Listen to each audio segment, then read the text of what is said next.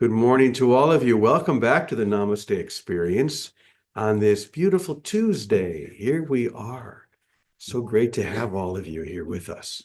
So, I want to begin. There are two things that I wanted to share. The first is something that Prem sent this morning, and I was just so delighted by it. Prem, I don't know how many of you, maybe Vicky and maybe a few others, get little notices from our dear brother Prem, who's usually with us here. And sometimes they're just so fun. Well, this was one that he sent that I really, really liked. And I thought, I'm going to share that this morning. And it basically is the idea that there are two types of people in the world. There are thermometer people and there are thermostat people. And the one that you choose will absolutely determine your experience in everything. So, a thermostat, or rather a thermometer person, can tell the temperature of the room. That's what they're good for and at, to tell the temperature of what's happening in the room. Whereas a thermostat person sets the temperature in the room. They determine what's happening all around them based on the decisions that they've made about who they are, where they are, what their role is. I love that. So a thermometer person is always waiting to be told who they are based on what's happening around them. Isn't that what a thermometer does? It tells you what's happening, right? But a thermostat person begins their day on a particular setting, the setting of joy, compassion, gratitude. And then they set that experience in the room based on the decision that they've made. Everything adjusts to the decision that they've made. So if they've made the decision that no matter what's happening out here, my decision today, this moment, is to be joyful, is to be grateful. Everything aligns with that. They're not a victim, as, say, a thermometer person would be. A thermometer person says, oh, it's cold. I guess I'm just going to be cold today. A thermostat person says, no, I am the one who determines, and I'm going to heat this room based upon my joy, based upon my gratitude. Isn't that a lovely idea? So thank you, Prem, for sending that to me. That was really beautiful.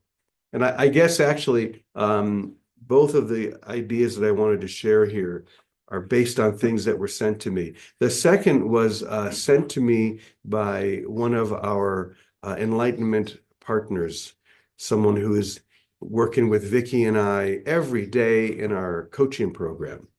And that was Kathy. And so she sent me something a couple of days ago. Uh, you've all heard that when a student is ready, the teacher will appear, right? You've all heard that, right? And I'm sure you've all found that to be true. And maybe you found that here at Namaste Village, that you were ready for this. This was the time in which you were ready to step in to the deep end of the pool. And the teacher appears. And yet there's another step, because when the student is really, really ready, the teacher disappears.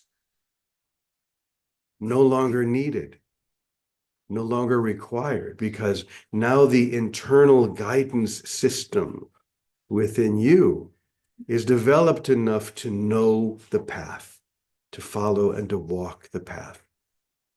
In the beginning of the journey, the role of the teacher is to point to the path and point to the way. I've often said that the role of a guru is simply to spell the word. Gee, you are you.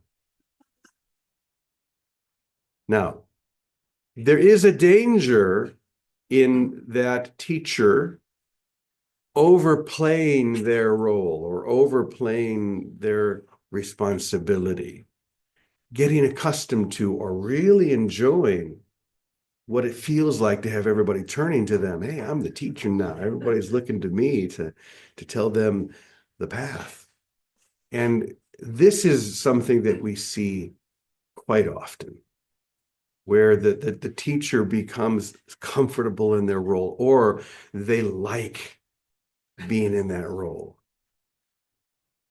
I think we can all agree that a guru, a teacher, whatever, however we want to define that, who likes being in the role of the teacher, the guru, and wants to stay there, is not nearly as effective as the one that plays their role and then steps back.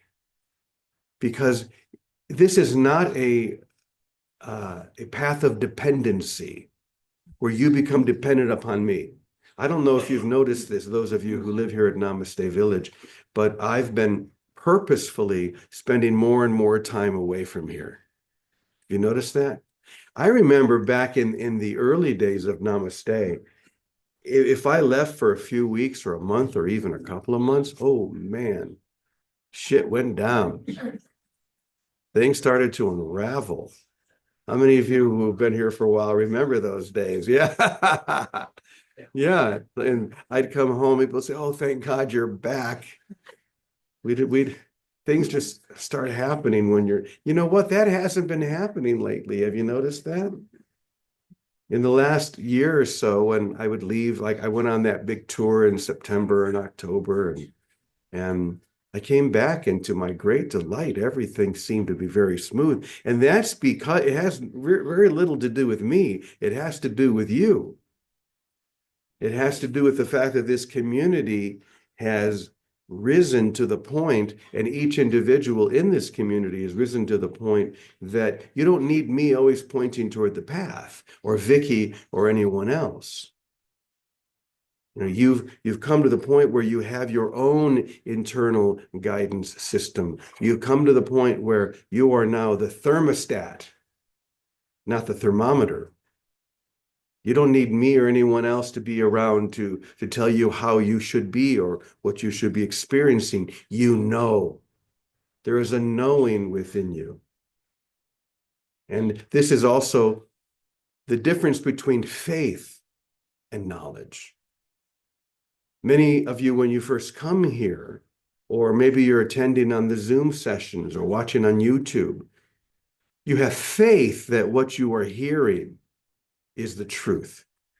And you believe. There's a sense of belief involved. But there comes a time in the maturation of that experience where you no longer believe, you no longer have faith, but you know. There's something that is grounded inside you, and you know this experience. And the other thing is that in a community like this, of course, there are definitely always going to be people at different levels of that knowing or that belief, right? But there is a certain level of group maturity where there are enough souls in the community now that can hold and maintain those who are still coming into that experience. Does that make sense? So even when I'm not here, there are enough of you. I'm looking at you, Jerry, and I'm looking at many of you who are sufficient and consistent in holding that experience, that anyone else, the vibration of that is enough to contain and hold those who are still coming into that. That's a beautiful thing in a community. That's what maintains a community. If this were a community that was wholly dependent on me, I don't think that would be a very strong community. I don't think this community could last and grow and mature as it has over the last 7 years. In that, as it would be that me, Vicky, and others are constantly turning it back to you. Now, once again, we know of many other teachers, communities, gurus who have a very different attitude. They need to be in that position based on something of a lack within themselves. And in my opinion, no matter how charismatic or even how wise that teacher is, they will never be as helpful as the one who knows when to step back. Do you see what I mean? See, a teacher or a guru who stands on the pedestal and says, you have to look up to me. You have to listen to me. You have to follow my guidance, is not nearly as helpful as the one who says, find your own guidance. It's within you now. My role is just to spell the word. Gee, you are you. And then there is a foundation that is set, and a community like this begins to increase. Do you think it's an accident that all of these poor people out here on Zoom or YouTube who are trying to get in here can't? There's no room. By the way, if any of you guys out there, have any money and you want to buy a place next door and just kind of add to, you can do what Salem and Mara are at least trying to do. Get a house next door and we'll put a hole in the wall. And it just kind of gets included in the community. I think that's the only way we're going to grow in terms of our physical. But we are growing already in terms of the maturity, the certainty. I am one with God. Only love is real. Only love, only God, only now. So when the student is really, really ready, the teacher disappears. And so I step back, as you step back, as we all step forward into grace. So Vicky, what would you like to say about that? Good morning, everybody. I love this. This is funny because this morning my son called me before I was doing my course. He said, "So, Mom, how's your new job going?" And I said, "Oh, I get so excited. I'm so excited in my new job." And he's going, "Yeah, but what do you do?" I said, "Well, I don't really do anything." And I said, "Teddy," and that's what I'm remembering right now. I said, I'm in a program that's a lot like the Montessori school you went to. So, those of you that might know Montessori, Maria Montessori established a set of schools, and there's a whole story behind her, but essentially that were based on the teacher being in the background, literally just always pointing the way, being a stable force in the background, but not interfering with the natural soul of each child. It was based on her. She had a revelatory experience realizing each child was a soul of light, and they came in already full. They didn't need to be taught and maneuvered and conditioned and all this. And the teacher's role was to be in the background and recognize that and support that child in being themselves, just being themselves. So that's what I was telling Teddy. I said, "So, Teddy, I'm like a Montessori teacher. I don't do anything. I have these guys who already have done everything. And I just recognize that. I can see it. I recognize it. And really, I just get so excited.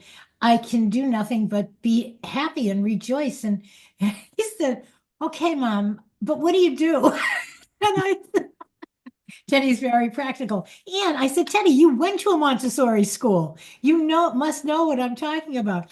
And so it was interesting, but isn't that, and I've always been grateful. Before Teddy started school, I went to 12 schools in the neighborhood. There were a lot of little private schools to find which school would take care of my Christ child.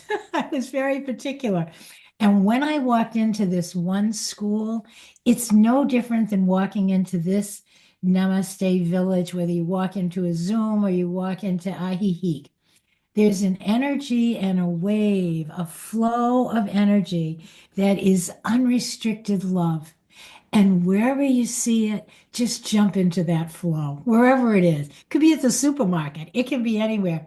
But I saw it when I walked into this one school. I hadn't talked to anybody. I hadn't met anybody. I just could feel it. And it was one of the most wonderful experiences of my life and my son's life.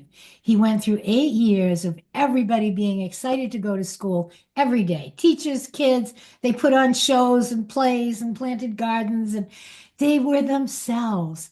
And so it gave me a very direct experience of, in something like the Course in Miracles, Jesus talks about Christ's vision, and that's no different than what Maria Montessori had. She had the vision to see that every soul, every child was the living Christ, and don't get in the way. And that's what a good teacher does. Don't get in the way. This force of life, this force, this spark of divinity has its own way. Allow it, welcome it, encourage it, be with it, join with it. And hopefully, and I suppose in time, there are going to be more and more little church communities here, there, and everywhere that are not based on one particular theology or leader, but are based on a direct experience of love itself. And I think in spiritual work, many of the gurus, and certainly in Western culture, Joel Goldsmith was one of these. He wasn't trying to say, oh, come be an infinite way person, come do this, come do that. He said, come into the presence of God, however you might label that. Come into that experience of resting and finding that fountain within of peace. Don't stop till you find it. Find that, the rest will take care of itself. Everything will take care of itself. So his gathering of people wasn't dependent. You have to read my books, you have to follow this. Just like Namaste, there's no, oh, you should do Course in Miracles, you should do Unity, you should do this or that. Do love.